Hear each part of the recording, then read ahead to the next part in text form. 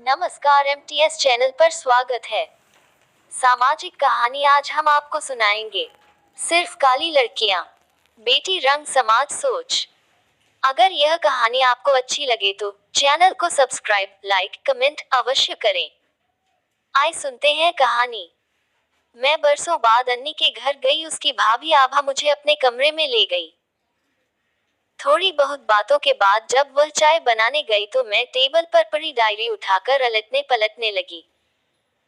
वह अन्नी के भाई अजय विश्वास की डायरी थी। जो पन्ना खुला उसे देख कपड़े बगैर रह नहीं सकी। वह कुछ यूं था। मेरी प्यारी बहन अन्नी, आज तुझे हमसे बिछड़े हुए पूरे 28 बरस हो गए। अगर तू अब होती तो देख पाती कि देह के रंग के कोई विशेष मायने नहीं होते। तेरे जाने के बरस भर बाद जब मेधा जन्मी तो मुझे लगा जैसे तू ही घर लौट आई। उसमें मैंने हमेशा तुझे देखा। मैंने उसे नहीं, जैसे तुझे पाला। तेरे अंतहीन अपराजय अवसाद को निर्मूल कर देने की धुन में उसे पूरी तरह आत्मनिर्भर और सक्षम बना दिया।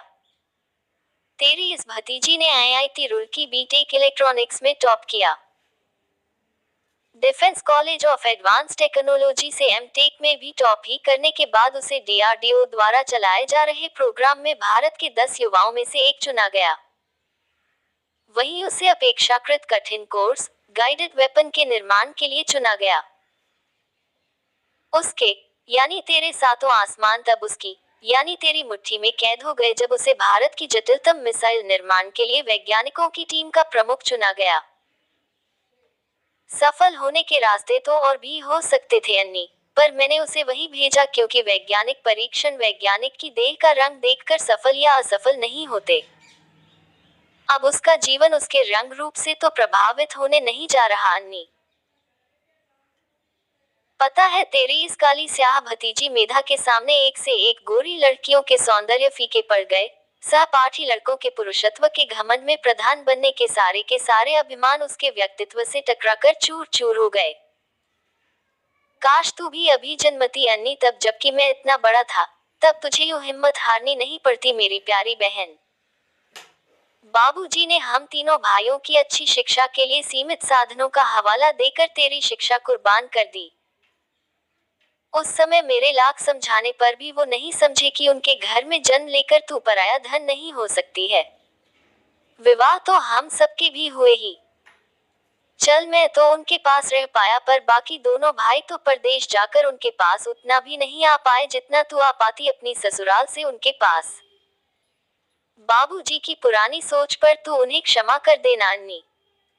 तेरा दुख मैंने हमेशा समझा। तुझे आशा बंधाने और समाज को राह दिखाने के लिए ही तो मैंने इतनी अधिक सांवली आभा से विवाह किया था।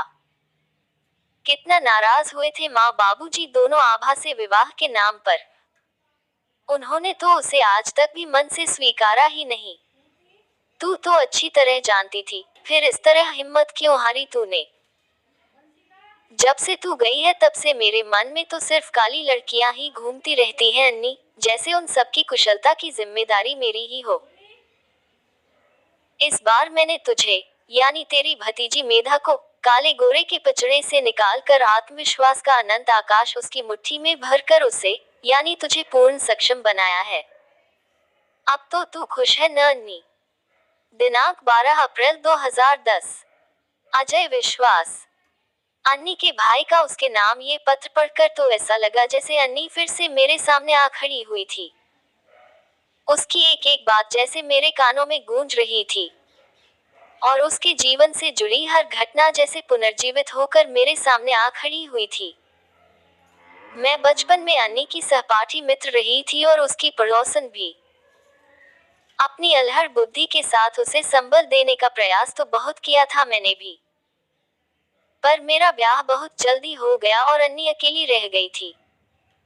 फोन नहीं थे उस समय हमारे घरों में। पत्रों से कितना धार सा बांधता भला। अपने ब्याह से पूर्व उसकी लगभग हर व्यथा मैंने अपने कानों सुनी थी। सिर्फ सुनी ही नहीं, काफी कुछ अपनी आंखों देखी भी थी मैंने उसकी व्यथा, जिसे उसने बहुत ही बेरहमी से खत्म किया था। मैं उसकी व्यथा कथा और उसकी खुद से बेरहमी को कभी एक दिन भी तो भुला कर जी नहीं सकी। पर मैं आज आपको उसकी व्यथा सुनाकर उससे जुड़ा अपना दुख शायद थोड़ा कम कर पाऊं। 3 भाई थे अन्नी के। 2 विदेश चले गए थे। सबसे छोटा अजय इंजीनियरिंग करके अपने ही शहर में नौकरी कर रहा था। सबसे छोटी और इकलौती बहन थी अन्नी, काली स्याह अन्नी। सचमुच बहुत ही काला रंग था उसका। मैला मैला सा, छोटी छोटी गोल गोल आंखें, सलेटी रंग के होंठ और सिर पर उलझे उलझे काले घुंघराले बालों का बेतरतीब घना छत्ता। पिता जैसा पक्का रंग, माँ जैसे हौच पौच ने नक्श और ठिकनी रास। पढ़ाई के नाम पर भी उसके पिता उसे आर्ट्स में ग्रेजुएट ही करा पाए थे, वो भी प्राइवेट, जिसके इस गलाकाट प्रतियोगिता वाले समय में मायने ही क्या हैं। फलस्वरूप उसका मन रसोई में रम गया था। पाक कला की शौकीन और प्रवीण अन्नी खूब बनाती, खूब खिलाती और खूब खाती भी। इस स्वादिले शौक के चलते कब उसका शरीर उसकी उम्र से बड़ा हो गया पता ही नहीं चला।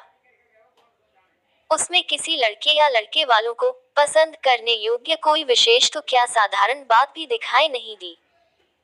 तो क्या कोई भी गुण दिया ही नहीं था प्रकृति ने उसे?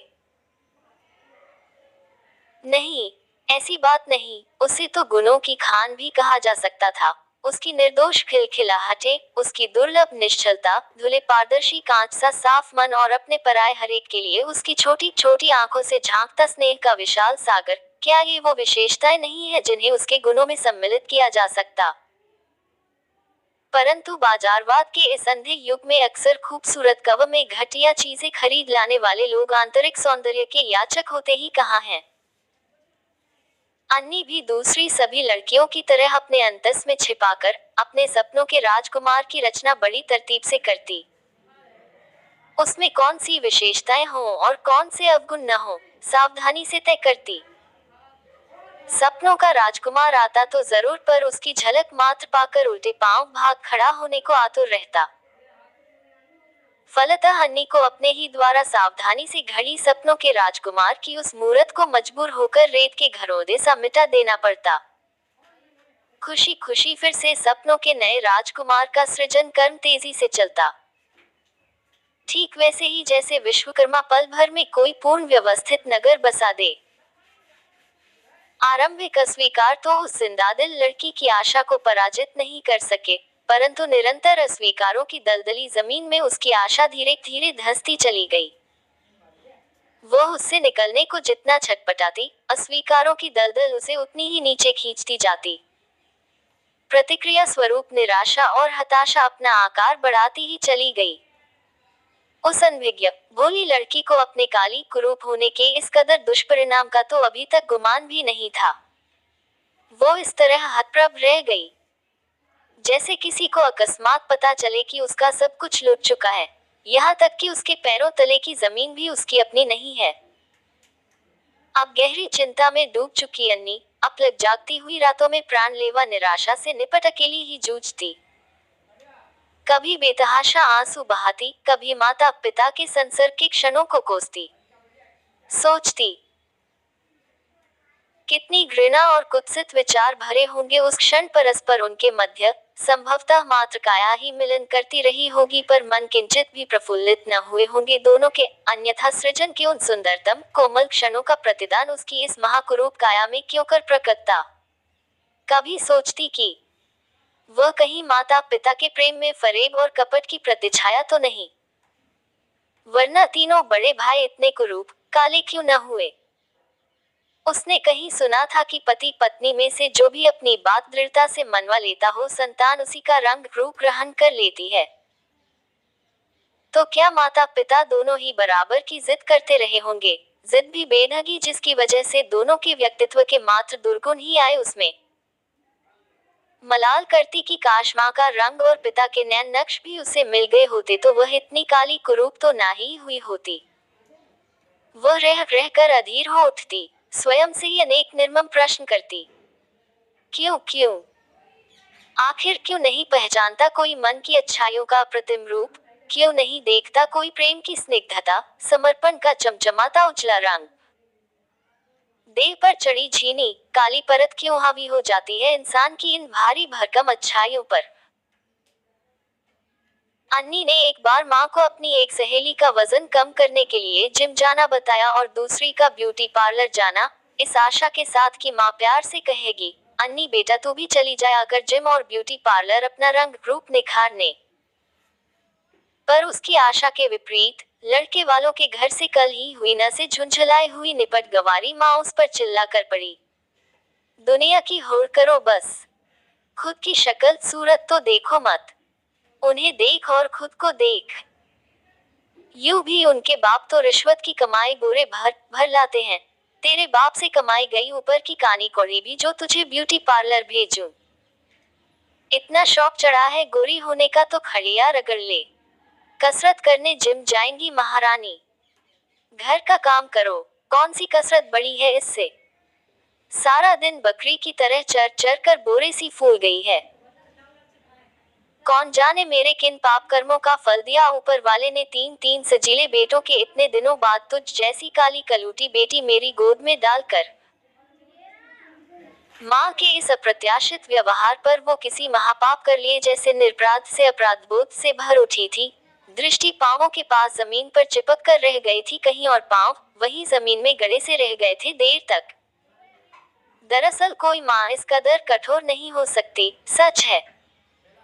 अन्नी की माँ भी तो कहाँ थी इस कदर कठोर। परंतु मध्यम वर्गीय परिवारों में पैसे की किल्लत बनी रहती है और कोई माने या न माने पैसा प्यार और स्नेह को भी प्रभावित करता है जरूर। अन्नी की माँ भी उसे हर माँ की तरह प्यार ही करती थी, परंतु उसके ब्याह के दानव ने उस प्यार में दाग लगा दिया था। बार बार अन्नी को अस्वीकृत किया जाता रहा। कोई एकाध अगर अन्नी की शक्ल सूरत पर समझौता करने को तैयार भी होता तो वह दहेज इतना मांग लेता कि उनका यह मध्यम वर्गीय परिवार जुटा ही न पाता। पिता ने तो इतना कभी कमाया ही नहीं था, बेटों की कमाई भी अभी शुरुआती दौर में ही थी। अतः अन्नी के साथ साथ उसके माँ बाबूजी का संतुलन भी बिगड़ने ही लगा था। पिता तो फिर भी कुछ दूरी पर ही रहे, पर माँ का हर समय का चिड़चिड़ाहटों से भरा सानिध्य अन्नी को मार गया। सारे समाज के तिरस्कार के साथ अपनी ही माँ के द्वारा तिरस्कृत होकर छलनी हुई वो बेबस लड़की ईश्वर से पूछती, हे ईश्वर, संसार को तो छोड़ो, तुम ही ने कौन सा रहम कर दिया मेरे ऊपर। मेरी जो माँ स्नेह की प्रतिमूर्ति थी उस तक के मन में मिली अथाह घृणा भर दी, तो दूसरे किसी से क्या आशा रखूं। अजय भैया ना होते तो मैं कभी की मर ही चुकी होती। कभी वह ईश्वर से पूछती, तुमने ये क्या किया प्रभु, सिर्फ आंखों को काली बनाने वाली गाढ़ी काली स्याही मेरी सकल काया पर ही उड़ेल दी।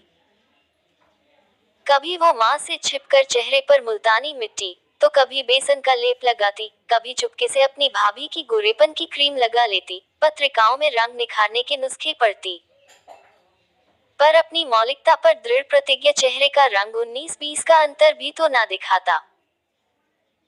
अन्नी ने काया को छरहरी करने के कठिन क्रम में घर के कामकाज का अधिक से अधिक भार खुद पर ले लिया था, खाना भी ना के बराबर ही खाती। खाने की शौकीन वो मासूम लड़की भूखी रहकर अवसाद की चपेट में आने लगी। रोज रोज लड़का खोजने जाते रहने के व्यय और थकान से आजिज आ गए निम्न मध्यम वर्गीय पिता भी उसको ही परेशानी का कारण मानने लगे और उसके प्रति उनकी दृष्टि भी कठोर होते गई, जिसने उसे भीतर तक आहत कर डाला। रही सही कसर भाई अजय की नौकरी में व्यस्तता ने पूरी कर दी। वह रात पड़े ही घर में घुस पाता, घर आकर भी कंप्यूटर पर काम करना होता, बचा हुआ थोड़ा बहुत समय पत्नी आभा को भी देना ही होता। ऑफिस में वह अन्नी के ब्याह की तमाम जुगत भिड़ा रहा था अन्नी को बताए बगैर, परंतु कोई सफलता हाथ नहीं लग रही थी। परिवार और समाज द्वारा कुछ अनजाने ही और कुछ जानबूझ कर की गई उपेक्षाओं के मध्य वो निश्चल निर्मल मन भोली लड़की भ्रमित होकर रह गई। ऊपर से दिल दहला देने वाली हर अस्वीकृति के बाद अपनी ही माँ के ताने उलाहने और अपने ही पिता की कठोर होती दृष्टि सहती वह 31 बरस की आयु में हताश हो उन्हीं भयानक अस्वीकारों, तिरस्कारों, उपेक्षाओं और ताने उलाहनों को उसने अपने ही दुपट्टे के साथ मजबूती से बटा और उसका एक सिरा अपनी गर्दन में और दूसरा पंखे की छड़ से बांधकर अपनी काली मोटी काया लेकर मौत का झूला झूल गई। वो भोली घरेलू लड़की दूसरी पढ़ी लिखी लड़कियों की तरह अपनी भावुकता पर नकेल कसना सीख ही कहाँ पाई थी। परिवार अपनी नासमझियों का ये प्रतिफल सोच भी नहीं सकता था। सब हताश थे, विशेषकर अजय बहुत व्याकुल हो उठा था। अजय उसकी पढ़ाई के समय उसकी मदद नहीं कर सका था, तब वह भी तो पढ़ाई ही कर रहा था, परंतु अब तो वह स्वयं कमाता था। उसने अन्नी को फिर से पढ़ाने लिखाने का प्रयास भी किया था, परंतु इस बार अन्नी ध्यान लगा ही नहीं सकी थी पढ़ने लिखने में। अजय को बार बार पश्चाताप होता कि काश उसने थोड़ा अधिक समय दे दिया होता अन्नी को, तो शायद उसे यूं मरना न पड़ता। अन्नी की आत्महत्या के ठीक 1 बरस बाद अन्नी के तीसरे यानी सबसे छोटे भाई अजय विश्वास की पहली संतान उसकी बेटी ने जन्म लिया।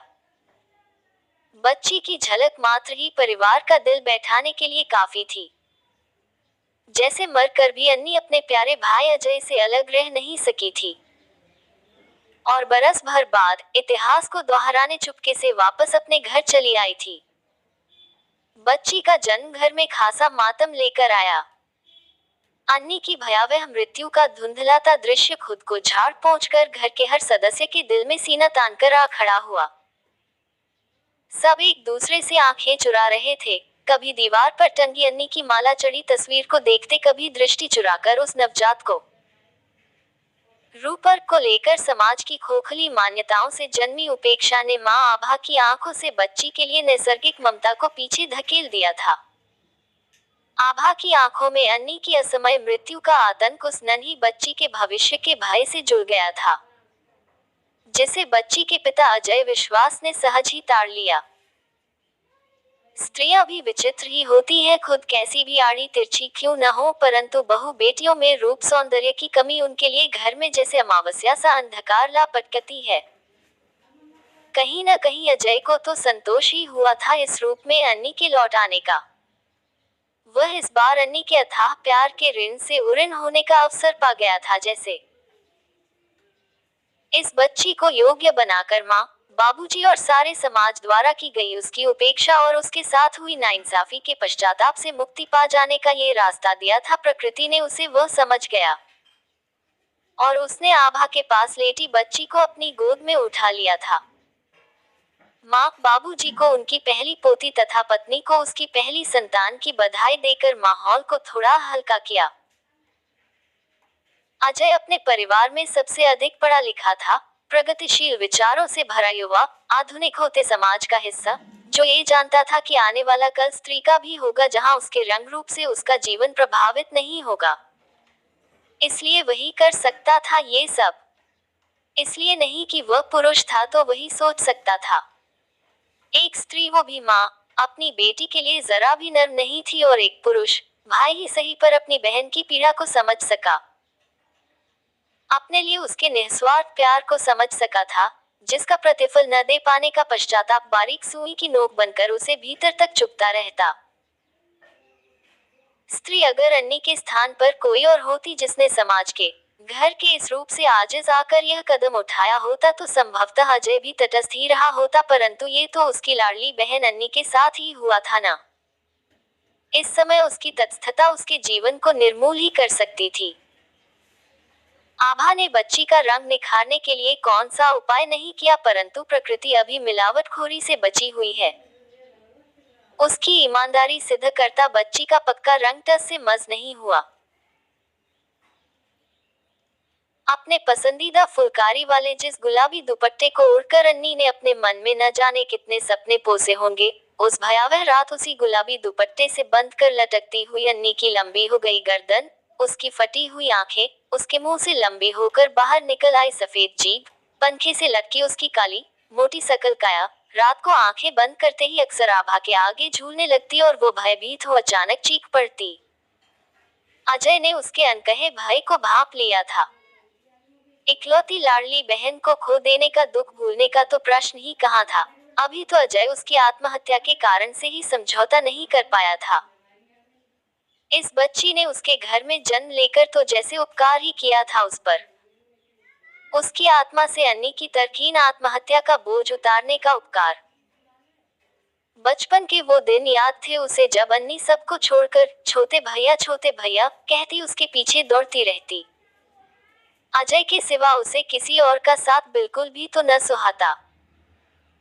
माँ सारे बच्चों को खाने की चीजें बांटती तो अन्नी अपना हिस्सा भी अजय को देने लगती। अजय थोड़ा सा लेकर प्यार से उसे अपने पास बैठाकर बाकी उसे ही खिला देता। और वो अजय से 6-7 बरस छोटी अन्नी खुश होकर उसके कंधों पर झूल जाती।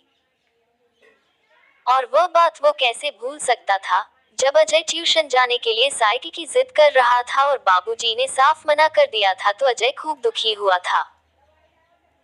तब नन्ही सी अन्नी ने अपने छितरे हुए बालों के पीछे छिपे कानों से अपनी छोटी छोटी बालियां उतारी और उसे देकर कहा था, छोटे भैया इसके बदले में पैसे मिलते हैं। हाँ हाँ सच्ची। एक दिन माँ ने बाबूजी तो यही कहकर अपने तड़े दिए थे। सच्ची बता रही हूँ भैया, तुम साइकिल ले लेना इसके बदले वाले पैसों में। उस दिन अजय ने अपनी उस मासूम बहन को अपने गले से लगा लिया था और वो नन्ही नन्ही बालियां उसके कानों में ही पहना दी थी, ये कहकर कि साइकिल मैं बाद में लूंगा। और फिर उसने माँ बाबूजी से कभी साइकिल की जिद नहीं की थी। एक बार जब वह अपनी इंजीनियरिंग के लिए हॉस्टल चला गया था तब अन्नी को बुखार आ गया था। तेज बुखार में वह बड़बड़ाती, छोटे भैया आ जाओ। जब दवाइयों से बुखार उतरा ही नहीं तो डॉक्टर ने उसके छोटे भैया को ही बुलाने की सलाह दी थी। अजय को आना ही पड़ा था तभी बुखार उतरा था अन्नी का। फिर बोलकर गया कि वह हर हफ्ते उसे खत लिखेगा और पड़ोसी गुप्ता अंकल के फोन पर हर हफ्ते फोन भी करेगा उसे। तब कहीं वापस जा पाया था अजय। कहाँ भूल पाया था अपनी पढ़ाई की जागती अनगिनत रातें जिनमें छोटी सी अन्नी ने अपनी नींदें कुर्बान की थी उसका साथ देने के लिए। उसके पास चुपचाप बैठी गोल मटोल अन्नी पहले तो स्कूल की किताबें पढ़ती, जब थक जाती तो कभी चंदा मामा पढ़ती, कभी माँ द्वारा दिन में बीनने को दिए चावल ही बीनती रहती देर तक। भाई को नींद आती तो धाप धाप चलकर छोटी सी अन्नी उसके लिए झट से चाय ले आती, 2-4 बातें बनाती, न जाने कहाँ कहाँ के चुटकुले सुनाती, खूब हंसाती और उसे पुनः स्फूर्त कर देती। खाने में जब भी कुछ विशेष बनता सबसे ज्यादा उसके लिए ही ले आती, अपने जोड़े हुए पैसे उसे पिकनिक या शॉपिंग के लिए दे देती, उसका कमरा सबसे अच्छी तरह झाड़ती पोंछती, उसके लिए पिता तक से लड़ जाती। और भी न जाने कितनी बातें थी जिन्हें चाहकर भी भूल ही नहीं सकता था वह। अजय भी उसे असीम स्नेह करता, यूं भी किसी भाई को बहन के शारीरिक सौंदर्य से भला क्या सरोकार, उसे तो दिखाई देता है सिर्फ मन। जो गलतियां अन्नी के साथ हुई वो इस बच्ची के साथ हरगिज नहीं दोहराई जाएंगी, ऐसा निश्चय किया अजय ने। माता पिता और पत्नी के लाख आग्रहों के बावजूद अजय ने किसी दूसरी संतान के विषय में सोचा तक नहीं। अपनी वंश परंपरा का संवाहक उसने अपनी बेटी को ही बनाया। परिवार द्वारा दूसरी संतान के आग्रह पर वो हर बार यही तर्क देता कि माँ बाबूजी, अगर अन्नी भी आपकी इकलौती संतान होती तो क्या आप उसकी शिक्षा और व्यक्तित्व पर ध्यान नहीं देते? और अगर वो भी हम तीनों भाइयों की तरह बड़ी बड़ी कंपनियों की कमान संभाल रही होती तो क्या अपनी बुद्धि को एक तरफ रख अपने तन पर लिपा गाढ़ा काला रंग ही देखती रहती? 85 पढ़े लिखे लोगों की मुखिया बनकर अपने करियर के चमचमाते प्रभात के आगे तन पर चढ़ी सांझ को ही हावी होने देती खुद पर। बेटी की अधिकतम जिम्मेदारियां उसने स्वयं उठाने का उद्घोष कर दिया था। घर में पंडित से नामकरण न करवाकर नाम भी स्वयं ही रखा। मेधा विश्वास। माँ ने समझाना चाहा, बेटियां तो माँ के सानिध्य में ही ठीक पलती हैं बेटा। अजय स्वयं को पल भर भी तो नहीं रोक सका था माँ को कड़वा उत्तर दिए बगैर। इस बच्ची के लिए आभा की आंखों में मैंने वही तिरस्कार देखा है माँ, जो अन्नी के लिए कोई लड़का न मिलने पर तुम्हारी आंखों में आ गया था उसके लिए। क्षमा करना माँ, तुम स्त्री होकर भी क्या अपनी इकलौती मासूम बेटी का दुख समझ पाई थी? अगर तुम अड़ गई होती कि बेटों की तरह ही तुम्हारी बेटी भी उच्च शिक्षा लेगी तो क्या बाबूजी को मानना नहीं पड़ता? अजय। अपने भीतर तेजाब से खौलते अपराध बोध से तिलमिलाकर माँ ने अजय को रोकना चाहा, परंतु वह रोक नहीं सकी थी उसे, बल्कि वह और भी उग्र होकर बोला था, तुम तो चुप ही रहो माँ। माँ होकर भी कहाँ देख पाई थी तुम अन्नी के भीतर की बेचैनी, कि अपने काले रंग को बस जरा सा निखार लेने की कितनी ललक होने लगी थी उसे अपने अंतिम दिनों में। मैंने देखा था उसे घोर अवसाद में घिर कर चुपके चुपके अकेले आंसू बहाते हुए। पुरुष होकर भी मैंने महसूस की थी उसकी छोटी छोटी आंखों में समाये विकराल विवशता। हाँ, मैंने देखी थी उसके सती शांत व्यवहार के भीतर कलेजा चीर देने वाली भयानक उथल पुथल। मुझसे छिपा नहीं था उसकी फीकी मुस्कान के पीछे का तड़पा कर रख देने वाला भयानक रुदन। मैं उसका प्यारा भाई ही सही, पर था तो पुरुष ही। कैसे कह पाती वो निरीह अपने मन की सब कुछ खोलकर मुझसे। अजय, अब बस भी कर। माँ अपने कानों पर हाथ रखकर रोने लगी थी। तुम कहती हो मैं अपनी इस नन्ही सी बच्ची को आभा के भरोसे छोड़ दूं? नहीं माँ, मैं अन्नी को दोबारा मरने नहीं दे सकता। प्यारे मित्रों, कहानी आपको अच्छी लगी हो तो चैनल को लाइक, कमेंट और सब्सक्राइब करना ना भूलें।